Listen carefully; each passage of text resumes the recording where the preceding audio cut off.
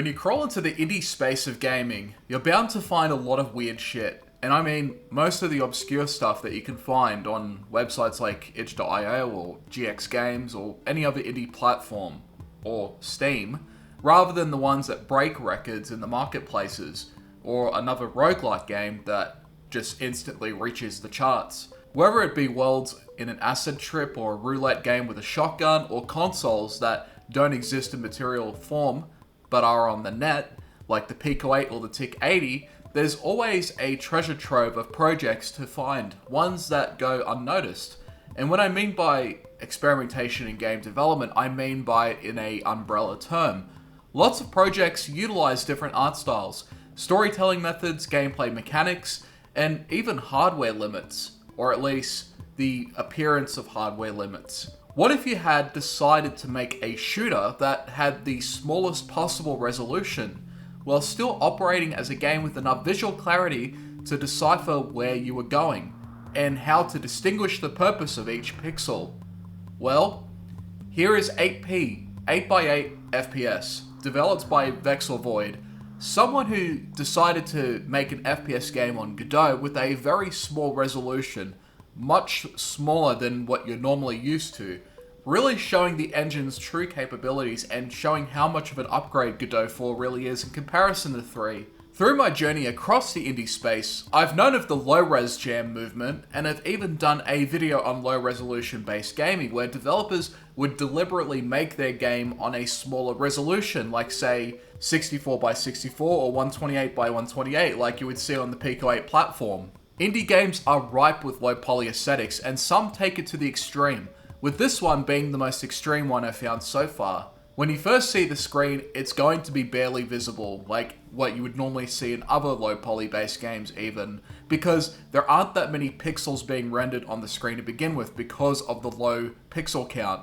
Go into any engine of your choosing and apply the same resolution levels and you'll have a similar effect here. Large, chunky pixels directly in your face. That's what this game has in store for you. In saying that though, when you're working with such a limited space as well as a low pixel count due to the resolution size, how can he make it into a playable game? Well, the most prominent aspect and the first thing you'll notice are the separation of colors on the screen. For instance, the grey square in the bottom center of your screen is your weapon. The floors are usually dark blue. When you shoot, it emits a yellowy border on the screen. Enemies appear in white and blue colors, and when you take damage, it emits a red border. Small green boxes are health pickups. A lot of the walls, doors, and rooms will eventually display different colors, but by that point you'll have already identified the controls as well as your grey weapon being a reference point, as well as the floor that's just under it. As for navigation, it can be really jarring. The further you are from the end of a hallway or a room, the clearer it is. But once you close the distance, the pixels close up on you very quickly, and to make things worse, you'll reach some areas with color changing pixels that are hazardous, and it can be easy to touch them and take damage. Again, the bigger the pixel, the closer you are, so that's how you can discern how close you are to an object in this game.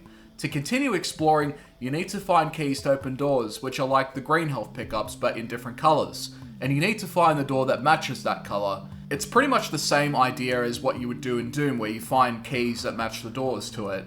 From a gameplay standpoint, it's, well, very limited. You could even call it a demake of a Wolf 3D demake, if you will.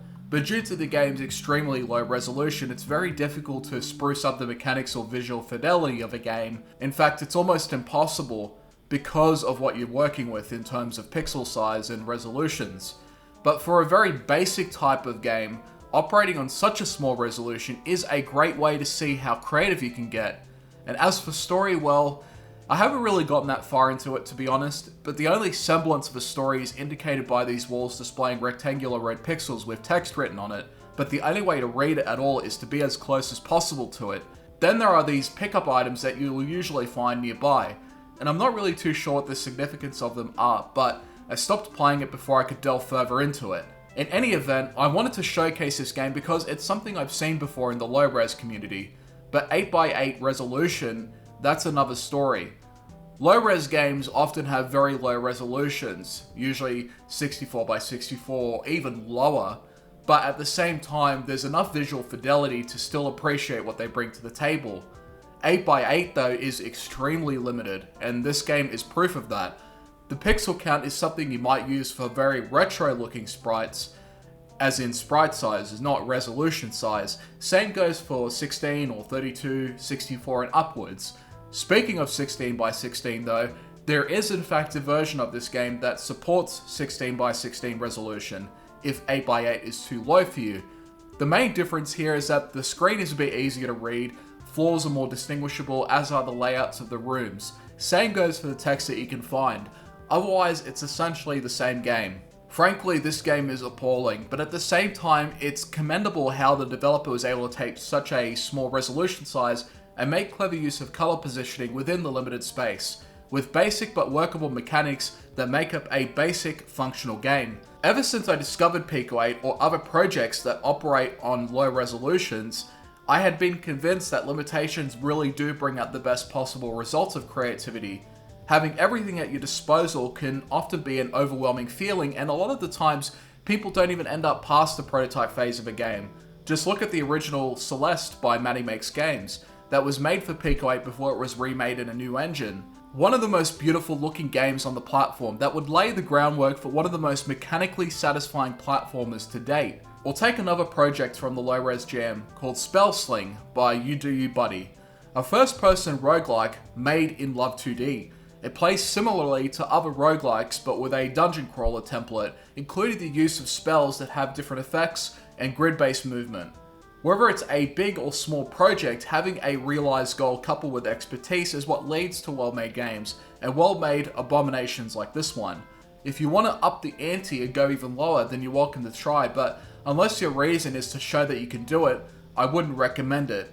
The lowest I would go personally with resolutions would be 64x64 in resolution if my goal was to make a low-res based game, or just like a small indie game in general.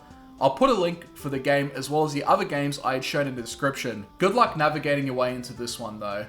You're gonna need it, and you will probably need a prescription afterwards. Stay tuned, and thank you for watching.